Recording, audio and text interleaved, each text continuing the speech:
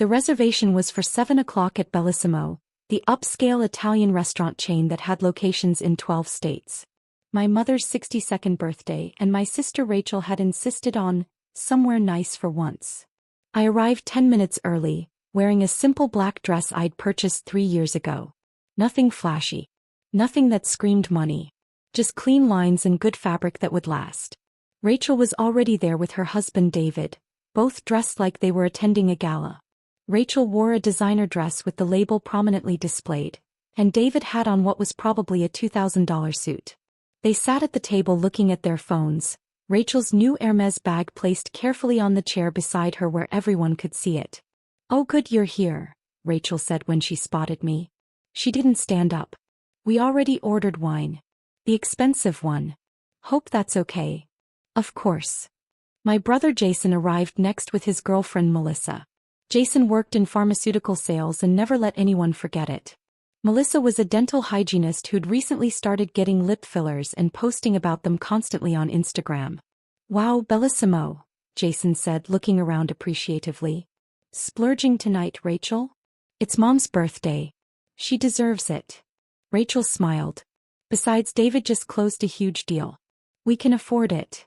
Mom arrived last, looking slightly overwhelmed by the restaurant's elegant interior. She'd worn her good dress, the one she saved for weddings and funerals. Dad had passed away 4 years ago, and Mom still wasn't comfortable with expensive things. She'd grown up poor and never quite shook the feeling that nice restaurants weren't for people like us. "Oh, honey," Mom said to Rachel, "this is too much. We could have gone too." "Nonsense, Mom. You only turned 62 once." Rachel pulled out Mom's chair. "Besides, we wanted somewhere special." I sat down quietly at the end of the table. The seat they always gave me, the one by the kitchen door where servers rushed past constantly. Close enough to be included, far enough to be forgotten. The server appeared with menus. "Good evening, everyone. Welcome to Bellissimo. Can I start you off with some drinks?" Jason ordered a $90 bottle of wine. Melissa got a cocktail. David ordered scotch. Rachel asked for sparkling water with extra lemon, not lime. The server looked at me. "And for you, ma'am? Just water is fine." "Thank you." Rachel laughed. "Water. Of course." She turned to the server. "My sister is very practical." The server smiled politely and left. "So, Amber," David said, using the tone people use when they're about to ask a question they already think they know the answer to. "Still doing the restaurant consulting thing?" "Yes. Must be tough in this economy. How many clients do you have right now?" "It varies." Rachel leaned forward. Amber's being modest. "He probably has, 2 or 3 restaurants you're advising. That's not bad for someone who—" "I do okay," I said quietly. The menus arrived. I watched everyone's eyes widen at the prices. Appetizers ranged from $18 to $34. Entrees started at $42 and went up to $89 for the signature osso buco. "Jesus," Jason muttered. "Didn't realize this place was this expensive." Rachel's smile tightened. "It's fine. It's Mom's birthday." Mom was looking at the menu with visible distress. She turned it over, maybe hoping to find a cheaper section on the back. "Maybe I could just get a salad." "Mom, no," Rachel said firmly. "Order whatever you want." But I could see Rachel calculating in her head. 5 people ordering expensive entrees, plus the wine they'd already ordered, plus appetizers and dessert. This dinner was going to cost close to $600. And I could see the exact moment Rachel decided I was going to help pay for it. "Amber," Rachel said, her voice suddenly friendly, "you'll split this with us, right? I mean, it's Mom's birthday. We should all chip in." I'd been expecting this. "Of course." "Great." The relief in Rachel's voice was obvious. "We can just split it evenly. 5 ways." Except Rachel and David had already drunk half a bottle of $90 wine. And I knew exactly what was coming. Rachel would order the most expensive thing on the menu, then suggest we split the bill equally. It was her standard move. The server returned. "Are we ready to order?" Rachel went first. "I'll have the Chilean sea base. And another bottle of that wine we had. Actually, make it 2 bottles." Jason ordered the Wagyu ribeye. Melissa got the lobster ravioli. David ordered the osso buco. Mom, still looking uncomfortable, ordered the second cheapest pasta on the menu. The server looked at me. And for you. I was scanning the menu when Rachel interrupted. Oh, Amber. Maybe you should look at something more moderate? I know restaurant consulting doesn't pay as much as corporate work. Everyone turned to look at me. The prices here are pretty steep, Jason added. No shame in getting something simpler. The pasta is supposed to be good. Actually, Melissa said, trying to be helpful, I think there's an Olive Garden like 10 minutes from here. If you're more comfortable with. This place is too expensive for you, Rachel said, her voice dripping with concern that wasn't really concern at all. Stick to fast food. Seriously, Amber, we won't judge you for eating somewhere else. Mom looked mortified. Rachel, don't. I'm just being realistic, Mom. Amber works in restaurant consulting. She probably knows better than anyone that places like this are outside her budget. Rachel turned back to me with a smile. There's no shame in it. We all have different income levels. I smiled and kept browsing the menu. I think I'll have the branzino. That's $68, David said. I know. Rachel's expression shifted slightly. Amber, seriously. You don't have to try to keep up with us. We make good money. You make consultant money. It's different. I'm aware. Then maybe you should. She stopped talking because the regional manager was approaching our table. James Mitchell was 52, had been with the company for 8 years, and currently oversaw all 47 Bellissimo locations in the Midwest region. I'd promoted him to regional manager 14 months ago after the previous RM retired. Good evening, he said, his voice professionally warm. Then he saw me and stopped walking. Miss Chin. I gave him a small smile. Hi, James. His eyes went wide. Ma'am, I'm so sorry. I didn't know you were dining with us tonight. If I'd known, I would have prepared. It's fine, James. I'm just here for my mother's birthday. Of course. Happy birthday, ma'am, he said to Mom, who looked confused. Then he turned back to me. Miss Chin, why didn't you tell them you own all our locations? The table went absolutely silent. Rachel's mouth opened slightly.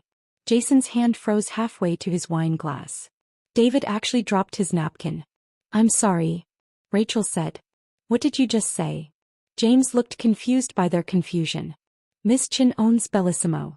All 47 locations in my region, plus the other 106 locations nationwide. He turned to me. Did you want your usual table? I can have it prepared in just a few minutes. And the chef would like to prepare something special if you'd like to.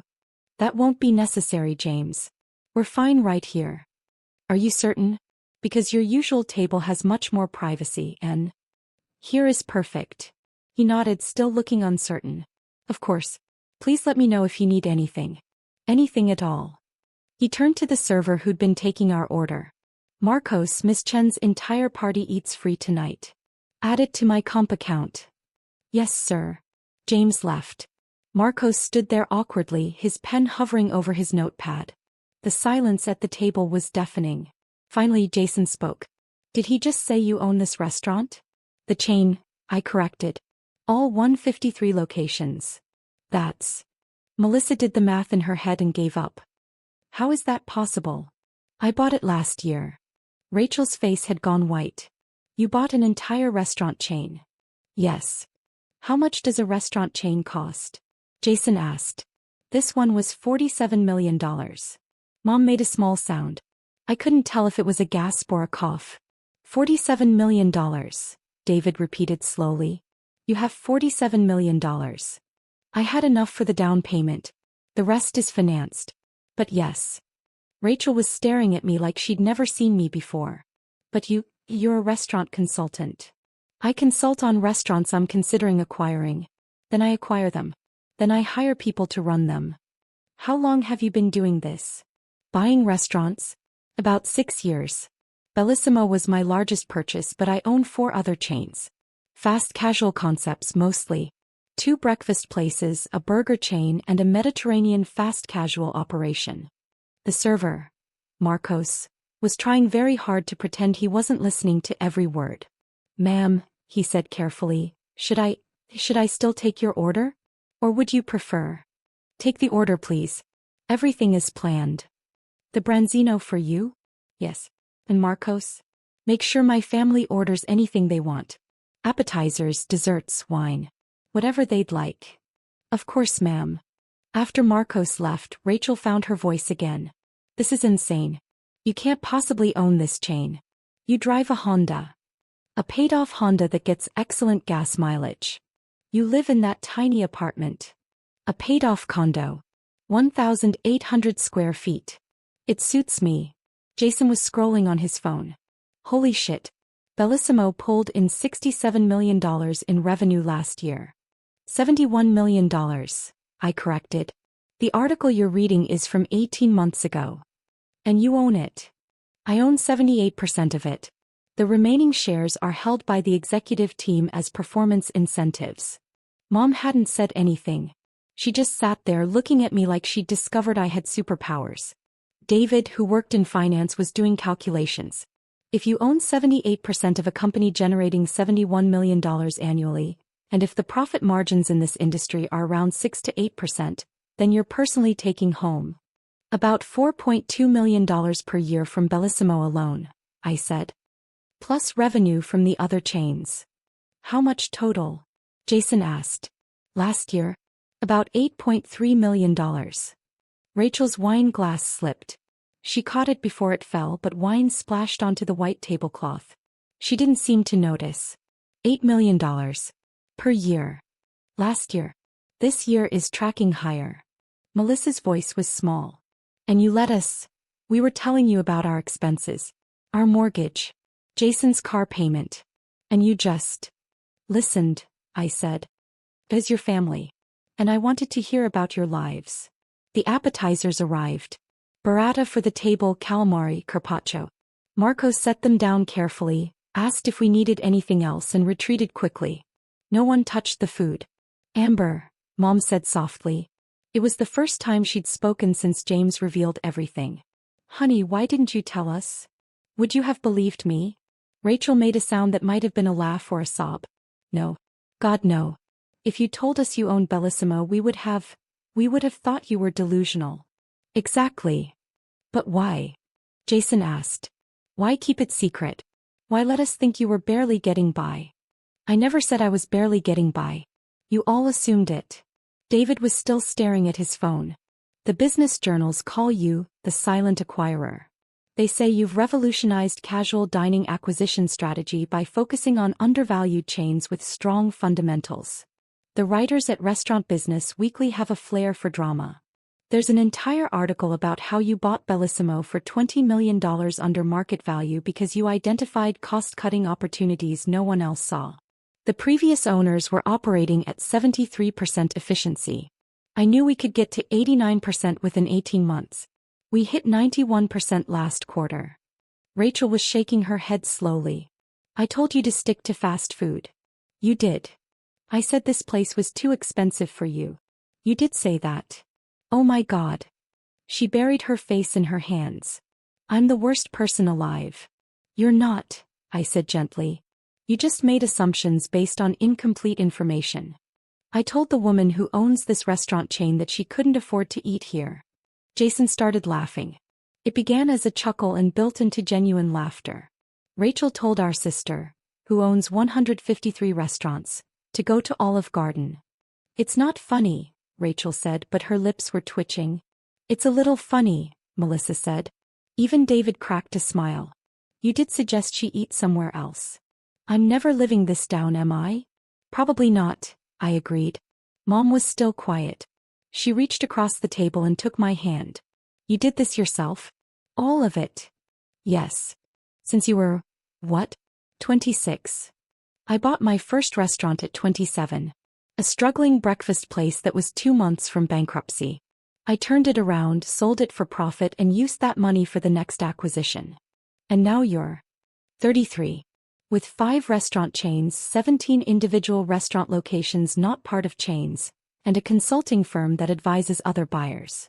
You're rich, Jason said. I'm comfortable. You make $8 million a year. You're rich. I suppose that's fair. The entrees arrived. The branzino for me, the sea base for Rachel, the ribeye for Jason. Everything looked perfect because I'd hired the best executive chef in the region and paid him $240,000 a year to maintain quality control. We ate in silence for a few minutes. Then Rachel set down her fork. "I need to apologize," she said. "Not just for tonight. For 4 years of this." "Rachel." "No, let me say it. I've spent years thinking I was better than you. More successful. More sophisticated. I bragged about David's salary and our house and our vacations. And the whole time you were building something," I finished. "Why didn't you tell us?" I considered the question carefully. "Do you remember when I bought my first restaurant? The breakfast place?" "Yes." I was so excited. I came to family dinner and told everyone I'd just purchased a restaurant. Do you remember what you said?" Rachel went pale.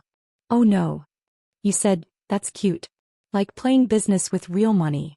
Jason said I'd lose everything within 6 months. David asked if I'd considered the tax implications, implying I was too stupid to think of taxes. And Mom looked so worried that I immediately changed the subject. Mom's eyes filled with tears. "I remember. I thought you were making a terrible mistake. You all did. So I stopped talking about it. I ran my businesses, made my money, and lived my life. And at family dinners I just listened. While we bragged," Jason said quietly. "While you talked about your lives. Which you had every right to do. But you let us think," Melissa started. "I let you think what you wanted to think. I never lied. I just didn't correct your assumptions." David shook his head. "This is going to sound crazy, but I'm actually impressed by that. From a strategic standpoint, there's something brilliant about just letting people underestimate you. It wasn't strategy. It was self-preservation." The table fell quiet again. Then Mom squeezed my hand. "I'm proud of you," she said. "I should have said it 6 years ago, but I'm saying it now. I'm so proud of you." "Thank you, Mom. Your father would have been proud too." That hit harder than I expected. I had to blink back tears. Rachel took a long drink of wine. "So just to be clear, when I suggested we split this bill 5 ways, I was essentially asking a multimillionaire to pay for my expensive dinner." "Essentially, yes. And you were going to do it?" "Of course. It's Mom's birthday." Jason laughed again. "You know what? I kind of love this. We've been treating you like the poor relation for years, and you could have bought and sold all of us at any time. I don't want to buy and sell you. You're my family. Even though we've been condescending assholes?" "Yes." Melissa spoke up. "Can I ask a question? It might be rude." "Go ahead. Why do you still come to family dinners? If we treated you that way, why keep showing up?" I thought about it. "Because despite everything, you're still my family. And maybe part of me hoped that eventually, you'd see me for who I actually am." "We see you now," Mom said softly. The dinner continued. The conversation shifted, carefully at first, then more naturally. Jason asked about the acquisition process. David wanted to know about profit margins and growth strategy. Melissa asked if I ever got to try all the food at my restaurants. Rachel was quiet for most of the meal. Finally, as dessert arrived, tiramisu for the table on the house, she looked at me. "I'm sorry," she said. "For all of it. For assuming. For judging. For treating you like you were less than. I forgive you. Just like that. Just like that." "Why?"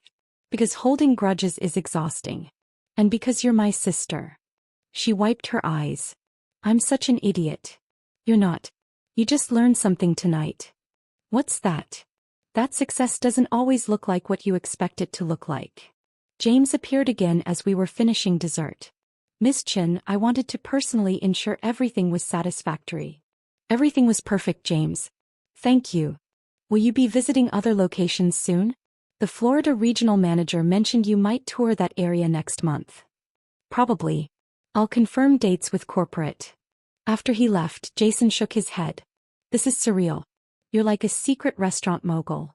I prefer the term strategic investor in casual dining operations. That's way less catchy." We left around 9:30. The parking lot was full and I watched my family walk to their cars. Rachel's Mercedes, Jason's BMW, David's Audi, and my Honda Civic parked at the back of the lot. Rachel stopped when she saw it. "You could buy a Ferrari. I could buy a dealership. But you drive a Civic. It's reliable." She laughed. You're the weirdest rich person I've ever met. I'm the only rich person you've met. Fair point. Mom hugged me extra long before she left. Same time next week for Sunday dinner? I'll be there. Will you tell us more about your businesses? If you want to hear about them. We do. I do. After everyone left, I stood in the parking lot for a moment. My phone buzzed. A text from Rachel. Thank you for not making us feel like total idiots tonight. Even though we deserved it. I texted back, you're welcome. See you Sunday. Another text came through. From Jason this time. Quick question, are you hiring? I smiled and put my phone away. The next morning I woke up to 17 missed calls and 34 text messages. All from family members. Not just my immediate family, cousins, aunts, uncles, people I hadn't heard from in years. All suddenly very interested in how I was doing. I responded to Mom's text and ignored the rest. Sunday dinner that week was different. Rachel arrived early and actually hugged me.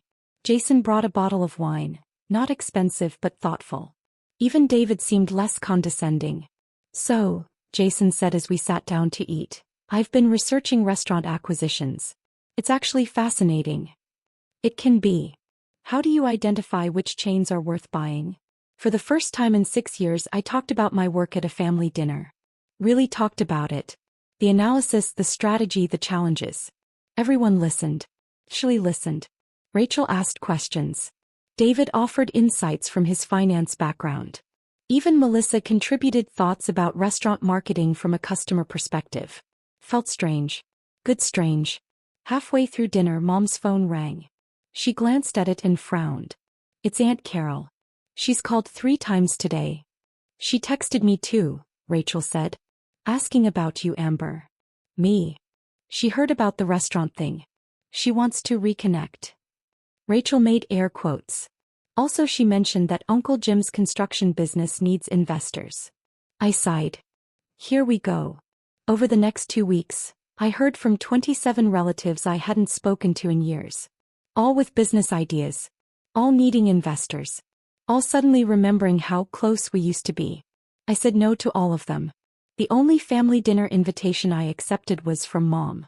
And Rachel, who'd started calling every few days just to talk. Not about money or business. His life.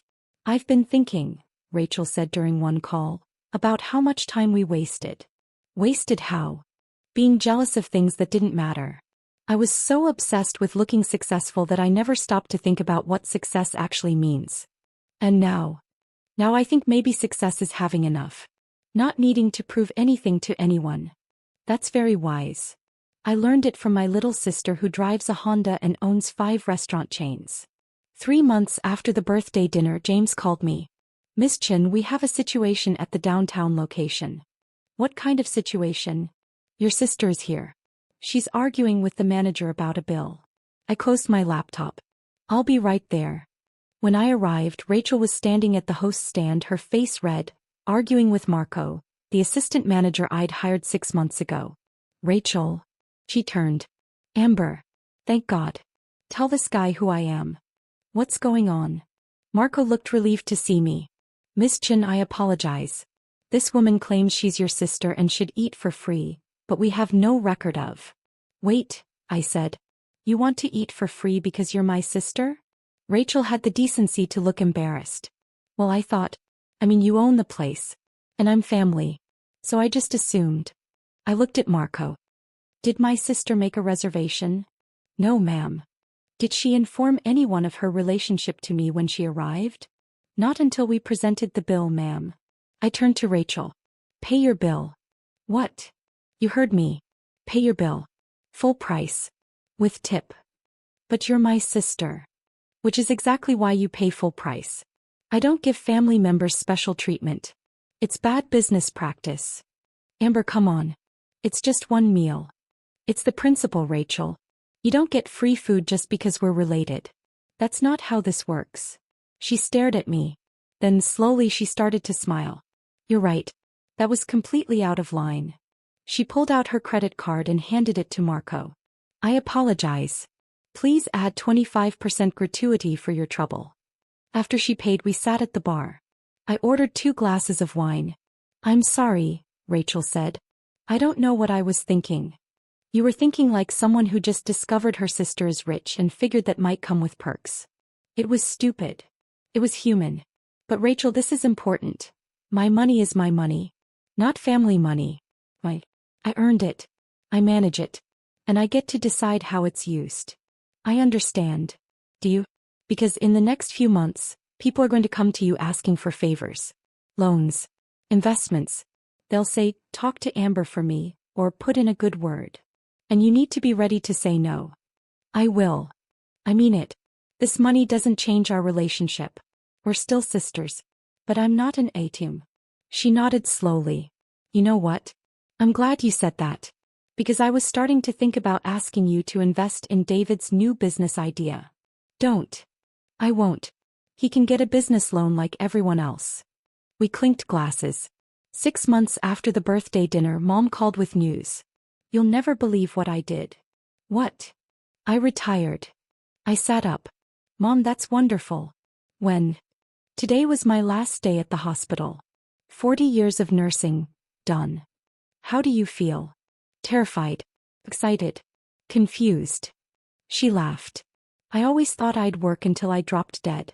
But then I thought, why? Your father's gone. You kids are grown. What am I proving? Nothing. You don't have to prove anything. That's what you said that night at dinner. About success being enough. It stuck with me. We talked for an hour about her retirement plans. Travel. Gardening. Volunteering. All the things she'd always said she'd do someday. Before we hung up, she said, Amber? Yes. Thank you. For what? For showing me that it's okay to just be. To not constantly chase other people's definitions of success. You're welcome, Mom. A year after the birthday dinner, I received an invitation. Rachel had enrolled in business school. I figured if I'm going to talk about restaurants and acquisitions at family dinners, I should actually understand what I'm talking about, she explained when I called her. I'm proud of you. I'm 38 years old and going back to school. I must be crazy. You're never too old to learn. That's what David said. Actually, he's been amazing about it. Really supportive. Good. Amber, can I ask you something? Of course. Do you think you'll ever tell them? The extended family? Everyone who's been calling asking for money. Tell them what? That you're not going to give them anything. That they need to figure it out themselves. I think they'll figure it out on their own when I keep saying no. You're not even tempted? To swoop in and solve everyone's problems. No. Because solving their problems wouldn't help them. It would just make them dependent. When did you get so wise? When I realized that the best thing anyone ever did for me was not give me money when I needed it. It forced me to figure things out myself. 2 years after the birthday dinner, Bellissimo opened its 200th location. The celebration was held at the flagship restaurant downtown, with executives, managers and staff from across the country. My family was there too. Mom, Rachel, Jason. All dressed up, all proud.